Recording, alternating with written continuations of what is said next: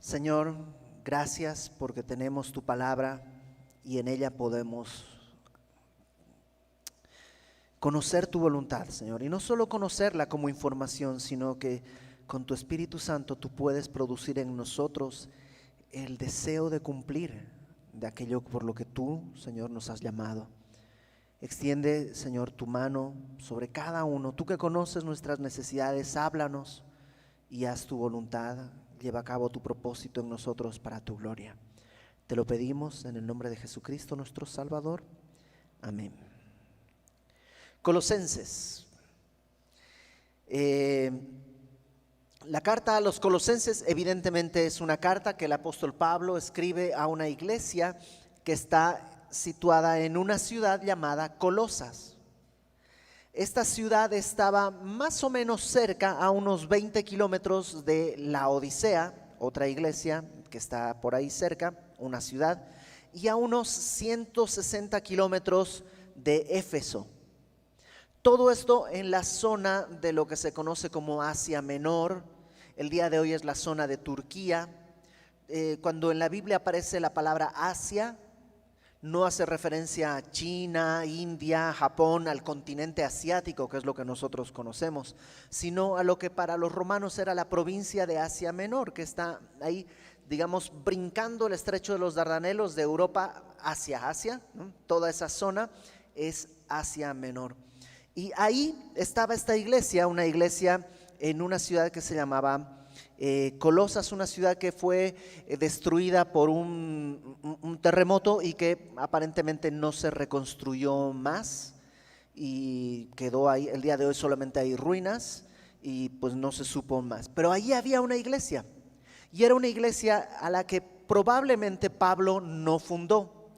En la crónica que tenemos en el libro de Hechos nunca se narra que él haya ido a Colosas, y por lo que escribe en esta carta pareciera que Pablo no es el que fundó la iglesia, él no llevó el evangelio, sino que va a ser Epafras quien va a llevar este evangelio. Si me acompañas a Hechos capítulo 19,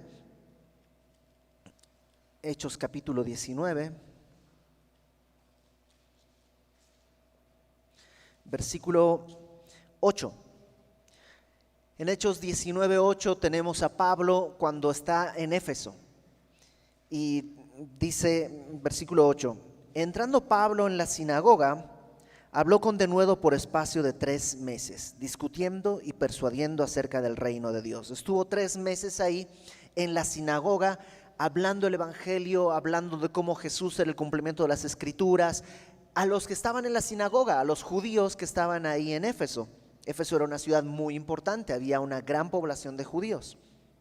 Pero, versículo 9, endureciéndose algunos y no creyendo, maldiciendo el camino era la forma en la que se le llamaba el cristianismo en una primera época.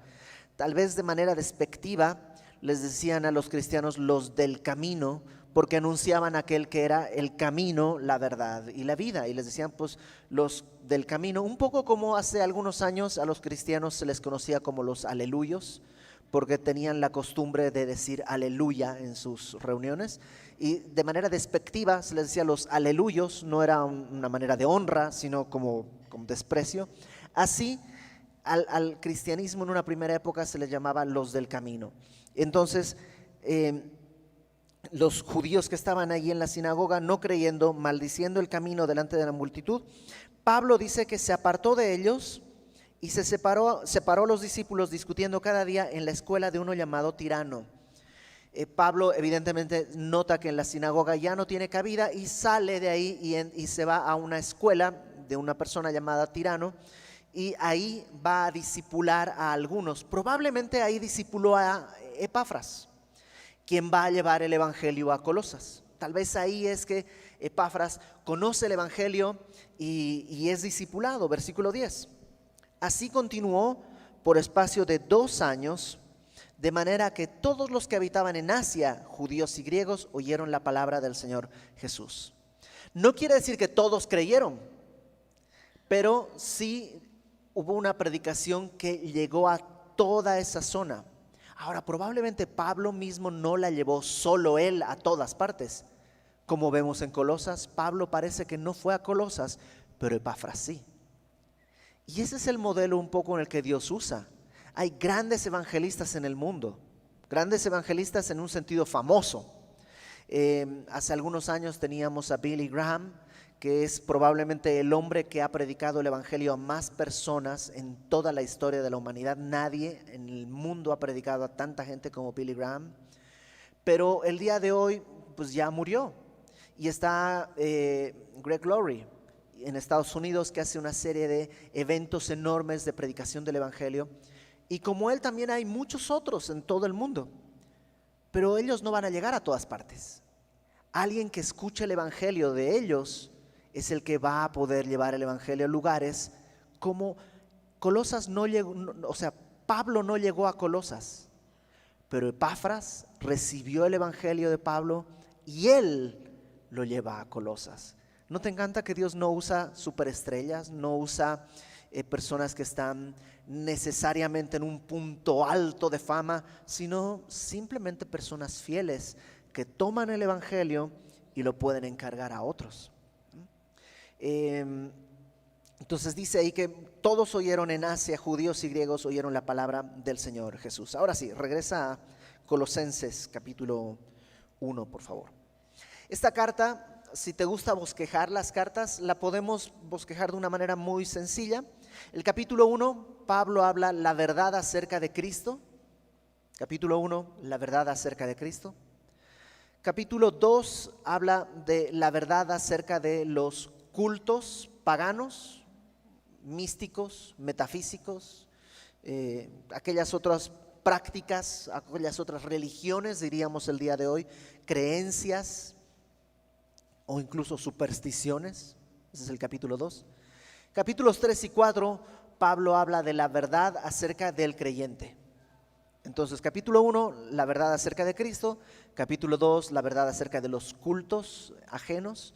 Y capítulos 3 y 4, la verdad acerca del creyente. Vamos al capítulo 1. Dice: Pablo, apóstol de Jesucristo, por la voluntad de Dios, y el hermano Timoteo, a los santos y fieles en Cristo que están en Colosas. Gracia y paz sean a vosotros, de Dios nuestro Padre y del Señor Jesucristo. Como en cada carta, en aquella época se comenzaba poniendo la persona que está escribiendo al principio. Entonces Pablo se presenta, Pablo, y luego dice apóstol de Jesucristo. Estoy seguro que Pablo tenía muchas incertidumbres, como cada uno de nosotros. O sea, todos tenemos incertidumbres, no sabemos qué es lo que va a suceder. Tenemos algunos planes. No, pues el próximo año me voy a cambiar de casa, en una semana voy a renunciar a este trabajo para empezar este otro negocio. O sea, podemos tener planes, pero en realidad todo está sujeto a una incertidumbre. Nuevamente lo volvemos a mencionar. ¿Quién de nosotros pensaría hace un año y medio que pasaríamos más de un año y medio usando cubrebocas? No estaba en el plan de nadie. Hay cosas que están en incertidumbre. También para Pablo, pero hay algo de lo cual no hay incertidumbre. Pablo estaba seguro de una cosa: él era apóstol de Jesucristo por la voluntad de Dios. Apóstol, la palabra apóstol quiere decir enviado, pero no solo enviado. El día de hoy podríamos traducirla, creo, como embajador. ¿Quién es un embajador? Un embajador es alguien que representa a otro en un lugar ajeno. El embajador de Estados Unidos representa al gobierno de Estados Unidos y al pueblo de Estados Unidos en México, por ejemplo. Eso es lo que hace un embajador. No se representa a sí mismo, sino representa a quien lo envió. Bueno, Pablo dice que él es un embajador, un apóstol de Jesucristo. Él no se representa a sí mismo, él fue enviado con una misión en representación de aquel que lo envió, de Cristo mismo. Pablo dice: yo fui tomado como embajador de Cristo, pero no fue un mérito.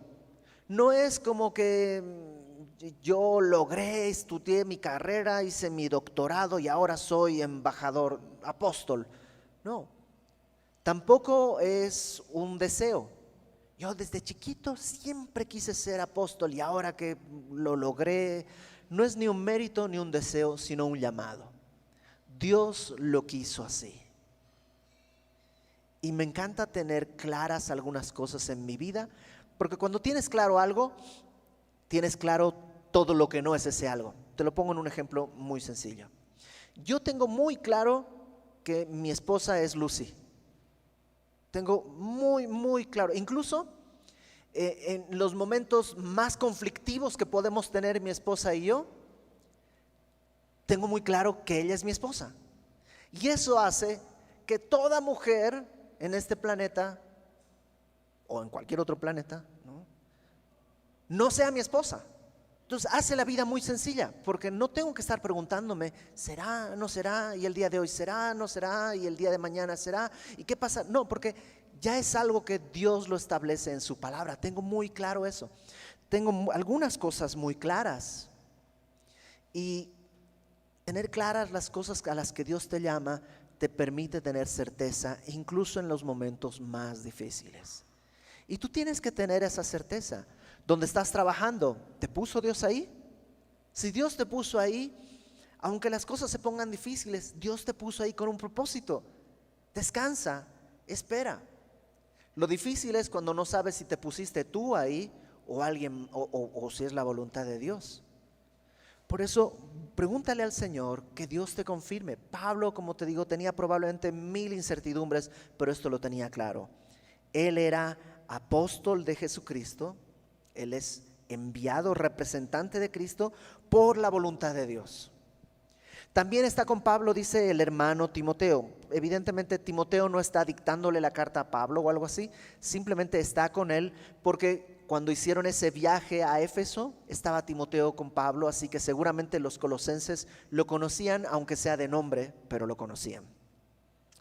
Ahora, ¿a quiénes les escribe? Versículo 2. A los santos y fieles hermanos en Cristo que están en Colosas. Los describe a los colosenses como santos y fieles hermanos. La palabra santo ya la conocemos, quiere decir separado o apartado. También ya he puesto antes este ejemplo. Nosotros tenemos en casa una jarra en la que solo servimos agua simple. No ponemos jugo de naranja, no hacemos tang o limonada, nada ahí. Esa jarra está santificada para agua, está apartada para ese propósito. Bueno, Dios de esa manera también, no es que la jarra sea especial, simplemente decidimos que esa jarra va a ser para agua. Dios nos ve a nosotros y dice, ok, a Él lo voy a apartar para mí, lo voy a santificar. No es que sea especial, simplemente he decidido tomarlo y lo voy a guardar para mi propósito. O sea, podría servir para 1000 otras cosas, pero Dios en su misericordia nos ha tomado y nos ha apartado para Él. Eso es santo. Y los colosenses eran, así como Pablo tiene un llamado, soy apóstol, todos tenemos un llamado, somos apartados para Cristo. Ahora, les dice otra cosa, fieles hermanos en Cristo que están en Colosas. Eso es que su posición espiritual es en Cristo. ¿Qué es la posición en la que debemos estar? Pablo, cuando escribe en 2 Corintios en el capítulo 5, dice, el que está en Cristo es una nueva criatura. Las cosas viejas pasaron, todas son hechas nuevas. Y esa es la clave, poder estar en Cristo. No solo con Cristo o saber de Cristo. De la misma manera, yo puedo conocer un billete de $500 o de $1000, no sé si existen, ¿ok? Pero yo podría conocerlos, pero el conocerlos no quiere decir que los tenga o que me sean útiles. Yo puedo conocer de Cristo, pero solo estando en Él, verdaderamente he llegado al propósito. Por eso cuando Nicodemo se acerca con Jesús, Jesús le dice, Nicodemo, no des más vueltas, es así de sencillo. El que no nace de nuevo no puede ver el reino de Dios. No es que tienes que aprender algo, no es que tienes que conocer algo, sino que tienes que nacer de nuevo. Tienes que nacer de lo alto en Cristo. Y los colosenses eran fieles que estaban en Cristo, pero también tienen una posición geográfica, están en Colosas. Y todos tenemos dos direcciones. Una dirección geográfica, estamos en Querétaro, pero también una dirección espiritual, estamos en Cristo. Gracia y paz sean a vosotros de Dios nuestro Padre y del Señor Jesucristo. Este saludo clásico, el que no vamos a abundar porque ya lo hemos visto antes, gracia y paz, estas dos siameses del Nuevo Testamento, estas dos palabras que están en el orden correcto, porque no puedes tener paz con Dios si no has recibido la gracia de Dios, y que esto proviene de Dios nuestro Padre y del Señor Jesucristo. Versículo 3. Siempre orando por vosotros, damos gracias a Dios, Padre de nuestro Señor Jesucristo, habiendo oído de vuestra fe en Cristo Jesús y del amor que tenéis a todos los santos. Pablo, lo que ha dicho hasta ahora es un reporte muy bueno. Son santos, son fieles, están en Cristo, y ahora acabamos de leer que dice que en el versículo 4 han oído de su fe, también dice que han oído de su amor. O sea, estos colosenses son una maravilla, es una iglesia hermosísima, pero Pablo ora por ellos. ¿Por qué? El pastor John Carson dice: tendemos a orar por aquellos que están mal. Es nuestra tendencia natural, orar por los que están mal. Fulanito ya no está yendo a la iglesia, oremos por él. Sutanito está muy enfermo, oremos por él. Y ¿sabes qué? Está bien, es bueno, pero también es importante orar por aquellos que están bien, aquellos que están caminando en el Señor y están dando fruto y están abundando en buenas obras. ¿Sabes? Ellos van a ser el primer blanco de pruebas, de tentaciones y de ataques. Ora también por aquellos que están caminando bien, para que el fruto que están dando se multiplique aún más. Tanto como oramos por aquellos que están caminando mal o que están pasando un mal momento, oremos por aquellos que están caminando bien, porque no hay nadie en esta tierra que no esté sediento de oraciones, que no necesite que alguien se pare en la brecha a orar y a interceder por él o por ella. Nadie, ninguno de nosotros. Si el día de hoy estamos 5 años celebrando en Querétaro, es porque alguien estuvo orando. Alguien ha estado orando, y a lo mejor es alguien que ni viene a la iglesia, que está parapléjico en su cama, simplemente orando por las iglesias, y está orando por nosotros, y nosotros estamos sostenidos por la oración de alguien, tal vez. Entonces Pablo ora por ellos, da gracias a Dios, y dice en el verso 4 que ha oído su fe en Cristo Jesús. Me encanta esta idea de que la fe se oye, porque la fe no es algo estático, la fe es algo que hace ruido. ¿Has tenido vecinos ruidosos alguna vez?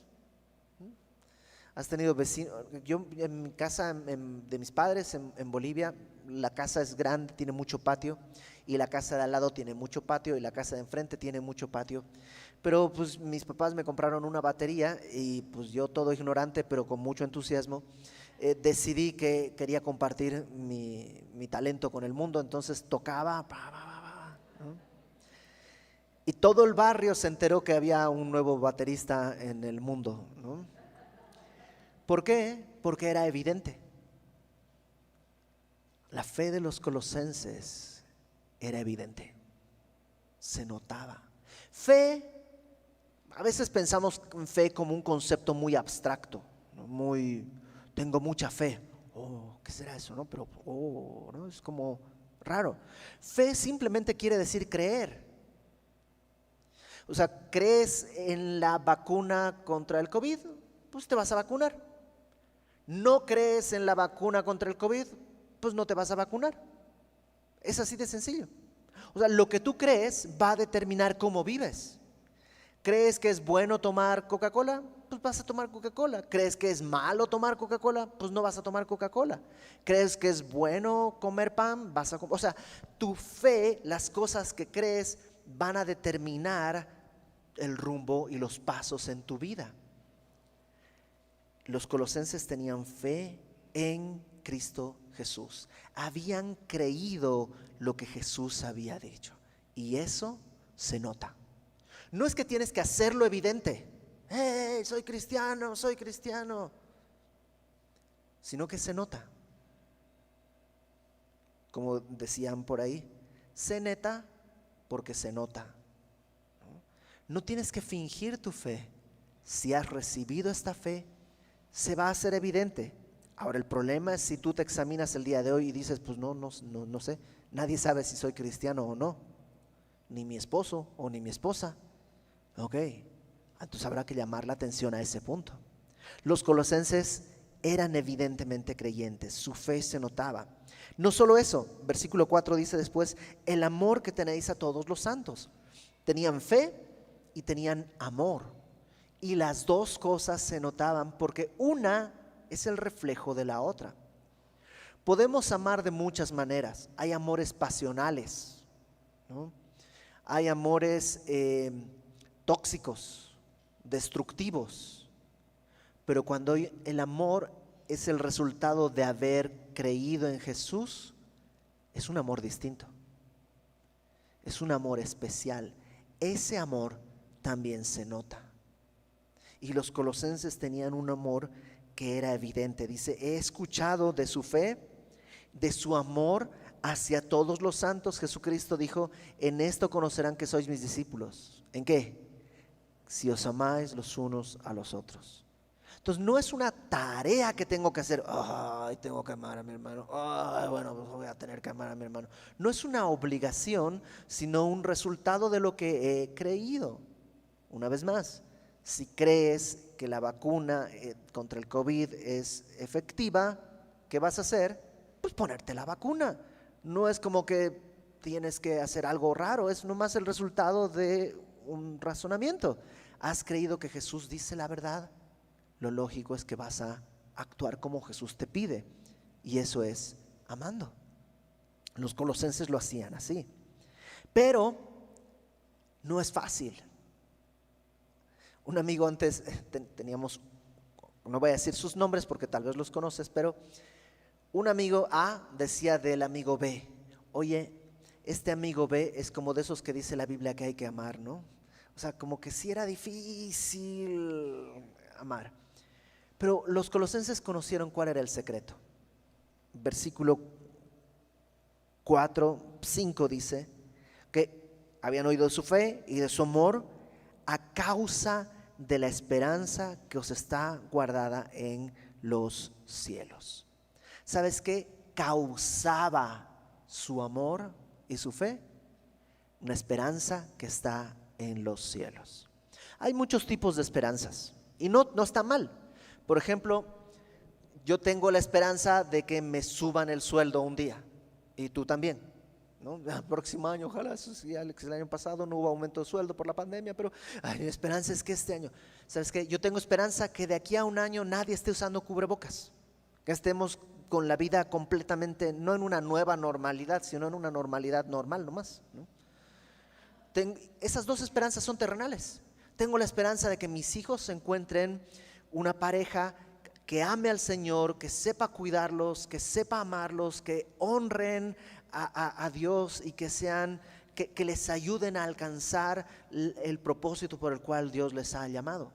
Es una esperanza buena. Quiero que mis hijos tengan un buen trabajo, ganen bien. O sea, son buenas esperanzas, pero son esperanzas terrenales. Ninguna de esas esperanzas me puede ayudar a cosas como amar a aquel que es difícil de amar. ¿Sabes qué esperanza me ayuda a amar al que es difícil de amar? La esperanza de que hay algo más allá que lo que estamos viendo. La esperanza que está guardada en los cielos. Creo que la semana pasada los platiqué, hace estos días vimos fotos, nos gusta ver fotos viejitas, conectamos la computadora a la tele y vemos fotos viejitas. Y una de esas, de hace unos años, Fui a visitar a mi familia en Bolivia y fui solo esa vez, no recuerdo por qué, pero mis hijos y mi esposa tuvieron que quedarse y les saqué fotos pues, del avión, de la comida y se las mandé y ahí estaban. Y mis hijos, ay, qué rica la comida del avión. Y yo pensaba, odio la comida del avión, odio el avión, odio la bebida del avión, odio la gente en el avión, odio el avión con todas mis fuerzas. No, no disfruto el vuelo. Pero sé que después de 12 horas de vuelo está mi mamá, y está mi papá, y están mis hermanos, y está mi tortuga, y está la heladería, y está mi comida. Y la esperanza de lo que viene me permite comer esa comida desabrida del avión. Hay algo que está más allá que te ayuda a manejar lo que tienes acá. Los colosenses tenían una esperanza en los cielos. Pero si está en los cielos, ¿cómo conocieron qué esperanza era? Bueno, dice ahí, a causa de la esperanza que os está guardada en los cielos, de la cual ya habéis oído. O sea, la conocieron porque la oyeron por la palabra verdadera del Evangelio. O sea, ellos oyeron de esta esperanza a través de la palabra verdadera del Evangelio. ¿Qué tiene el Evangelio que puede producir una esperanza? Porque es una cadenita, ¿no? El Evangelio produce una esperanza que causa que yo pueda amar incluso los que no son fáciles de amar, y afirma mi fe en Cristo. ¿Qué tiene el Evangelio? Bueno, tiene una mala noticia. Estás condenado a la muerte eterna porque eres un pecador. Pero tiene una buena noticia. Cristo vino a la tierra precisamente porque conocía ese nuestro destino y vino para pagar por nuestros pecados, de modo que si yo creo en Él, entonces su justicia me es atribuida y mis pecados son puestos en Él. El acta de decretos que me era contraria es clavada en la cruz del Calvario y Jesús grita, consumado es. Murió y resucitó. Esa esperanza me permite ver a mi hermano y decir, ok, no es contra carne ni sangre. Aunque él piensa que sí y me odia, pero yo ya sé que no. Que hay algo más grande que lo que estoy viendo, que hay algo más profundo que lo que yo puedo ver, que hay algo que no importa cuánto pueda sumergirme, hay algo que es más grande que todos mis pensamientos, y ese algo me permite amar incluso cuando no es fácil amar. La palabra verdadera del Evangelio. Y fíjate el verso 6. Esta palabra verdadera del Evangelio que ha llegado hasta vosotros, así como a todo el mundo. Me encanta esa idea porque yo soy extranjero aquí en México, ¿no? Y las cosas para mí siempre son más difíciles que para cualquier otra persona. Porque tú vas a un trámite y te dicen, deme su INE, le das tu INE y ya. En cambio yo tengo que ir, ¿tienes su INE? No, no tengo mi INE. Tengo mi permiso migratorio que me permite estar. A ver, ¿y esto qué es? Mi permiso migratorio que me permite estar acá. Ah, ok. ¿Y no tiene INE? No, no tengo INE. Entonces no tengo INE. Entonces, ¿qué podemos hacer?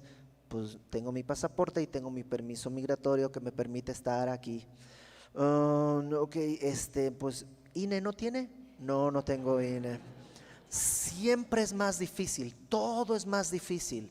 Porque es obvio, las actividades y las cosas de México están diseñadas para gente que tiene INE. O sea, es 1 contra 126 millones de personas. Por supuesto, nadie está pensando en este 1, pero el Evangelio no es así. El Evangelio no es restrictivo. El Evangelio no dice, es para ciertas personas. Tengo un vecino, pero es muy pecador. Ok, no tiene que dejar de ser pecador para escuchar el Evangelio. Tengo una amiga, pero es muy enojona, de mal. No tiene que ponerse de buenas para escuchar el Evangelio. No hay una restricción, no hay un requisito. La palabra del Evangelio dice, llega hasta ustedes así como a todo el mundo. No te lo quiero decir tan feo, pero tú eras ese imposible de alcanzar que Dios alcanzó. Yo era ese imposible, o sea, que Iber Cruz sea cristiano era una locura. Ni siquiera a Disney se le hubiera ocurrido eso. No estaba en los planes de nadie, excepto en los planes de Dios. Y alguien se animó a predicar el evangelio. De alguna manera, alguien creyó que podría ser. La palabra del evangelio llega a todos y es para todos. Y cuando llega, fíjate lo que hace. Lleva fruto y crece también en vosotros. No es información. O sea, hay cosas que nos enteramos y es información, ¿no? Todo cuerpo que se sumerge en un líquido experimenta un empuje de abajo hacia arriba igual al peso del volumen del líquido desalojado. El principio de Arquímedes. Lo aprendí a los 7 años escuchando a Lelutier. Y tengo un montón de información en la cabeza. Pero ahí está. Alguna sirve, otra no sirve de nada realmente, pero ahí está. Pero la palabra del evangelio no es información. La palabra del evangelio lleva fruto y empieza a crecer y dar fruto. Y el fruto nunca es para lo que o sea, una manzana, un árbol de manzanas no come manzana. Un árbol de mangos no come mangos. El fruto siempre es para alguien más. Entonces viene la palabra del evangelio y empieza a dar fruto y puedes empezar a alimentar a los que están alrededor del fruto que tú estás dando. Y yo nunca he visto a un manzano decir, se están aprovechando de mí. Si ese fruto no se come, se pudre, se pierde, se arruina. Está hecho para que se coma, para que alguien más lo disfrute. Y entonces la palabra del evangelio llega a tu vida y empieza a haber fruto para otros y crece.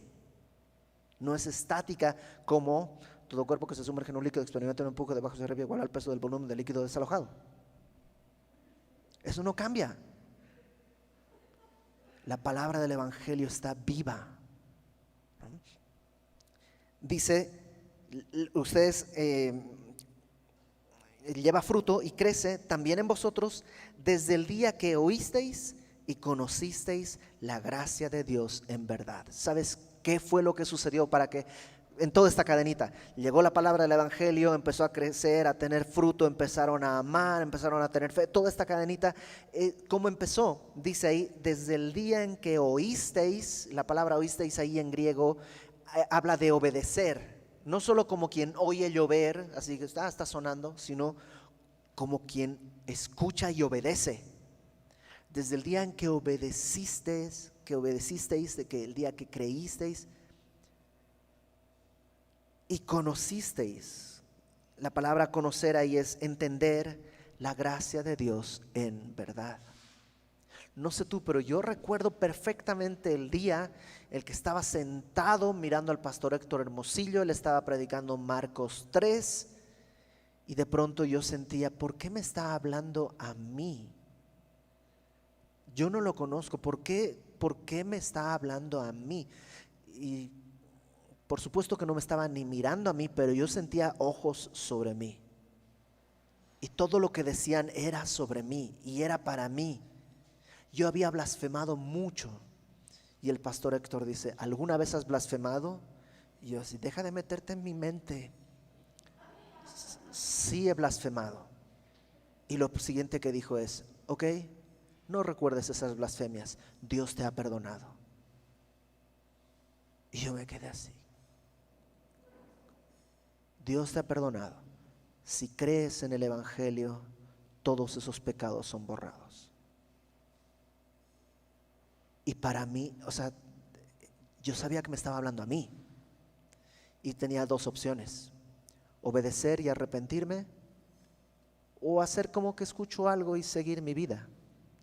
Y en su misericordia, igual que los colosenses dice, creyeron, oyeron y conocí la gracia de Dios en verdad. Ese día comenzó todo. Verso 7. Como lo habéis aprendido de Epafras, nuestro consiervo amado, que es un fiel ministro de Cristo para vosotros, quien también nos ha declarado vuestro amor en el Espíritu. Dice, también esto lo vieron en Epafras. Me encanta esto que no importa quién seas, no importa dónde estés, siempre tienes al lado tuyo, cerca de ti, alguien que tú puedes decir, fulanito está caminando con el Señor bien. Dios nunca se ha desprovisto de testigos que van delante de ti mostrándote el camino. A veces es alguien famoso como Pablo, a veces es Epafras. Cuando yo conocí el Evangelio, hubo un amigo que se llama Hugo y me sorprendió que era creyente genuino en todo momento, a toda hora él era un creyente verdadero. Yo pensaba, pero ¿no hay un descanso de esto? Y le pregunté, ¿no descansas? Me dice, no, estoy vivo. Es otra cosa, es otra vida. Y yo no entendía cómo era. Y ¿sabes qué? Cerca de ti hay alguien que está caminando así, marcándote el camino, mostrándote un ejemplo. No tiene que ser alguien famoso. Hay alguien que está dando testimonio cerca de ti. Así era Epafras. Fíjate cómo describe Pablo a Epafras: consiervo amado. Y creo que no aclara bien si es amado por Dios o amado por Pablo. Yo creo que las dos. Consiervo quiere decir que es servidor junto con él. O sea, Pablo no dice mi subalterno Epafras. No, somos consiervos. Es un fiel ministro de Cristo para vosotros. Epafras, por esto parece que es el que llevó el evangelio a Colosas. Es el que después de haber escuchado el evangelio con Pablo, fue a Colosas, predicó, se formó una iglesia, regresa con Pablo y dice, oye, hay una iglesia allá. Bien, pues encárgate. Semilla Tasco, creo que no les he contado. Semilla Tasco comenzó hace muchos años. El pastor Lenin no era pastor todavía. Empezó a reunirse con Beto, que es ahora pastor de Semilla Tasco, y sus familias ahí, y ponían en aquella época cassettes de enseñanzas de semilla de mostaza, y se reunían ahí, le ponían play y escuchaban. Y entonces fueron ya creciendo en número de gente alrededor de la grabadora, que el pastor Lenin fue con el pastor Héctor y le dijo, oye, hay allá en Tasco, el pastor Héctor vivía en Cuernavaca, le dijo, pues hay allá en Tasco pues un grupo de gente que estamos escuchando las conferencias. Y el pastor Héctor le dijo, muy bien, pues dale. ¿Qué cosa? No, pues si está esa gente, ya quita la grabadora y empieza a predicarles. Pero ¿y cómo? Pues vente, yo te enseño, pero pues si Dios te levantó, Dios te quiere usar. Entonces el pastor Héctor, que es el famoso, no fue Lenin. Y se fundó esa iglesia. Y tú tienes un llamado así, y yo tengo un llamado así. Y alguien delante de nosotros está poniendo el mensaje en ejemplo, y alguien te está mirando a ti para que tú seas el Epafras de otro. Y que seas un consiervo, porque no es escalafón, no somos subalternos unos de otros, sino consiervos, que seamos fieles ministros de Cristo. Dice el verso 8, quien también nos ha declarado vuestro amor en el Espíritu. Epafras era, ¿cómo decirlo? Como una especie de chismoso premium, ¿no? Porque no es un chismoso feo, sino el chisme que traía Epafras es: los colosenses aman a Pablo. Dice, nos ha declarado su amor. Pablo, los colosenses están bien felices, te aman. Es muy fácil enfocarse en las cosas malas de la gente. Epafras, por lo menos por lo que Pablo reporta, en lo que se enfocaba era en las cosas que valía la pena contar. Ahora, en este pasaje que acabamos de ver, hay tres cosas que Pablo siempre pone juntas: fe, amor y esperanza. Estas tres cosas en varias cartas Pablo las pone juntas. 1 Corintios capítulo 13. Ahora permanecen la fe, la esperanza y el amor, pero el mayor de ellos es el amor.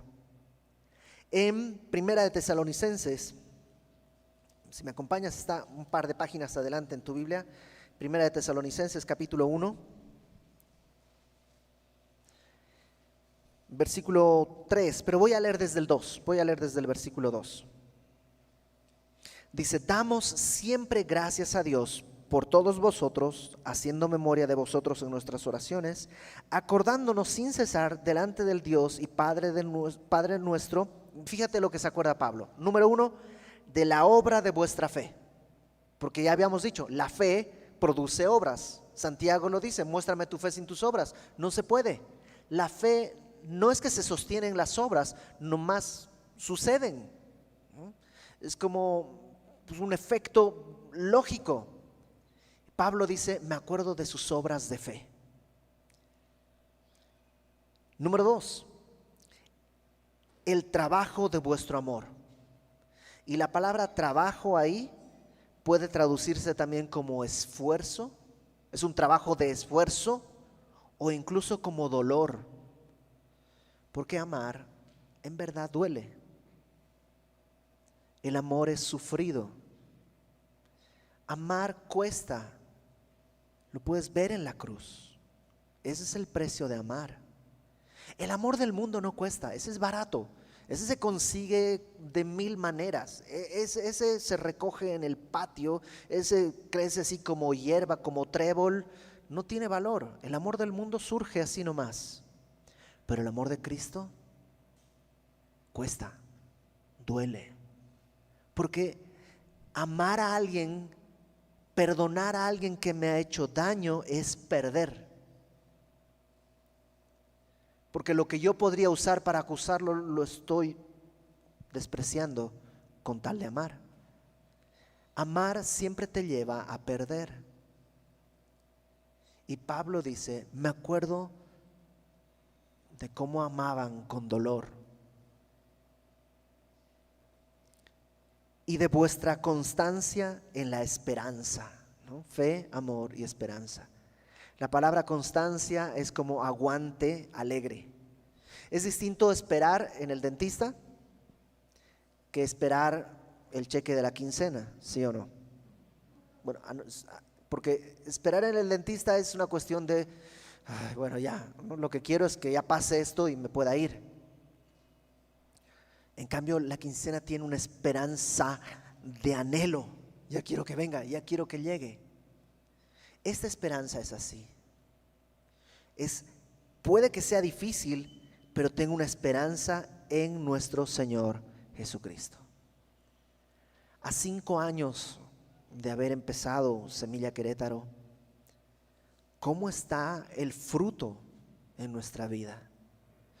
Tú y yo sabemos si en nuestro corazón hay pura hierba, amor que crece pues así, solito, o si estamos en verdad trabajando para que haya amor genuino. ¿Cuál es nuestra esperanza? ¿En qué hemos creído? Fe, amor, esperanza. Fíjate en Primera de Timoteo, un poquito más adelante, capítulo 1, Primera de Timoteo capítulo 1, versículo 5. Primera de Timoteo 1:5. Pablo le dice a Timoteo: el propósito de este mandamiento es el amor, pero no cualquier amor, una vez más. El amor nacido de corazón limpio. O sea, este amor es como una plantita, pero ¿de dónde está surgiendo este amor? Surge de corazón limpio, de buena conciencia y fe no fingida. No hay manera de poder amar si no hay una fe genuina. Regresa conmigo por favor a Colosenses, ya vamos a terminar. Déjame volver a leer esto. Dice Pablo en el versículo 4: habiendo oído de vuestra fe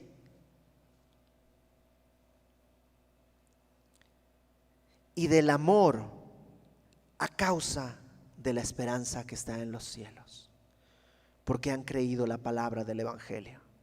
Han creído, han oído y han recibido la gracia de Dios en verdad. Y es un llamado que tú y yo tenemos el día de hoy. Podemos proponernos de aquí a un año que tengamos un lugar con estacionamiento, con 3 pisos.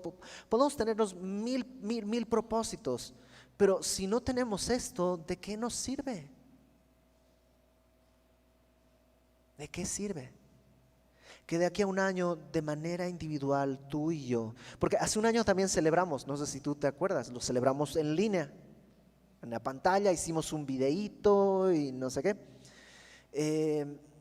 Y yo me acuerdo cómo estaba mi vida hace un año. Yo recuerdo las cosas con las que batallaba y recuerdo con qué cosas estaba peleando. Y el día de hoy yo tengo que examinar mi corazón y ver, ¿ha habido fruto o sigo igual? Cuando hace unos años nos mudamos aquí a Querétaro, rentamos una casita que tenía un patio. Y pues nosotros viniendo de la ciudad, un patio era algo así como, ¿no? ¿Qué cosa es esto, no? Un patio, ¿no? Un lugar, ¿no? Que no es pared, era una cosa extraña y maravillosa. Habíamos leído un poco acerca de los patios y todo, pero no habíamos visto uno, ¿no? Y el patio era horrible, el pasto era espantoso, estaba lleno de arañas, todo seco, no tenía, era horrible. Entonces, pues llamamos a un jardinero, que es lo que hay que hacer. Y el jardinero dice, no, no lo puedes recuperar, ya está muerto. Pero, pues vamos a ponerle un nuevo pasto. Ok, ya se llevó eso, le puso un nuevo pasto y me dice, ahora lo tienes que regar. Ok. Y yo pues en México nunca tuve patio, pero en Santa Cruz, en Bolivia sí. Pero el asunto en Santa Cruz es que en Santa Cruz el patio no se cuida, solito sale, solito vive y solito, o sea, el clima es tan bonito que tú dices, voy a ir a sembrar, voy a hacer un huerto, y agarras un jitomate, lo tiras y ya tienes un huerto ahí, ya está, no hay que hacer nada más, ¿no? Entonces nunca había estado al cuidado de algo así, entonces, pues voy a regarle así, ¿no? Supongo con una regadera, habrá que, ¿no? Dice, no, con la manguera, 1 hora todos los días. 1 hora todos los días. Sí, tiene que estar bien hidratado porque como está recién puesto, si no se te va a secar, tienes que prender, y el patio era grande, entonces 1 hora todos los días. Yo lo primero que pensé es, 1 hora de mi vida parado aquí tirando agua que voy a pagar. Pero no hay otra manera. No hay otra manera. Y ahí me tenías. 1 hora cada día. Voy al patio, ¿no? En la noche. Sí. A veces con frío, a veces con calor, a veces lloviendo con mi paraguas para no mojarme, ¿no? Pero tenía que hacerlo para que viviera eso que está plantado. Ahora, la palabra es una semilla que se siembra en el corazón. Y Dios en su misericordia, Él va quitando las piedras y las plantas y los espinos que pueden ahogar. Él va quitando y la semilla entra. Y nuestra tarea simplemente es ir y regar cada día con la palabra, regando la semilla que Dios ha puesto para que crezca y dé fruto. Y cada día riega y va a ir creciendo y creciendo y creciendo. ¿Cuesta? Pues sí. A veces cuesta dinero porque es 1 hora que podrías estar empleando en ser productivo en tu empresa, pero estás ahí regando. ¿Hay días que hay flojera? Sí. Pero ponte tu chamarra, sal al frío y comienza a regar. La palabra que Dios te ha dado, tienes que regarla día con día con su propia palabra y con el agua del Espíritu. Vas a ver que más pronto que tarde, esa fe que tú has creído va a producir amor. Y todo esto porque tienes una esperanza que no es de este mundo, que está guardada en los cielos, de la cual tú has escuchado porque llegó a ti la palabra verdadera del Evangelio. Y desde el día en que la oíste y recibiste la gracia de Dios en verdad, te vas a poder dar cuenta que las cosas son distintas. Y que en este tiempo tú y yo vamos a morir. A lo mejor viene el Señor y vamos a ser llevados, pero probablemente vamos a morir. Pero nuestra esperanza no es de este mundo. Es una esperanza que vamos a estar con Él por toda la eternidad y en Él viviremos para siempre. Vamos a orar. Señor, Tú trajiste el Evangelio hasta nosotros. Algunos, Señor, aquí crecieron en un hogar ya creyente. Algunos de nosotros realmente es un milagro que hayamos prestado atención, pero todos nosotros fuimos rescatados con la misma sangre. Ayúdanos el día de hoy a recibir tu palabra, a cuidar tu palabra como un tesoro, a regar con tu palabra misma lo que tú estás enseñándonos, a buscar que haya fruto que te glorifique y que en esto, Señor, tú seas exaltado primeramente por nosotros mismos, pero también por la gente que está alrededor. Que nuestra fe esté fundada en ti, en ese evangelio perfecto y eterno que nos has entregado. Que sea evidente a los que están alrededor, como amor, como ese amor especial que no existe en este mundo. Gracias también te damos por aquellos Epafras que han caminado delante de nosotros con pie firme para que las huellas no se pierdan. Ayúdanos también a dejar bien marcado el camino para la generación que viene, para las personas que nos están mirando, que otros puedan con toda certeza ver, oír y creer y entender la gracia que tú nos has dado en verdad. Te lo pedimos en el nombre de Jesucristo, nuestro Salvador, Padre nuestro. Amén.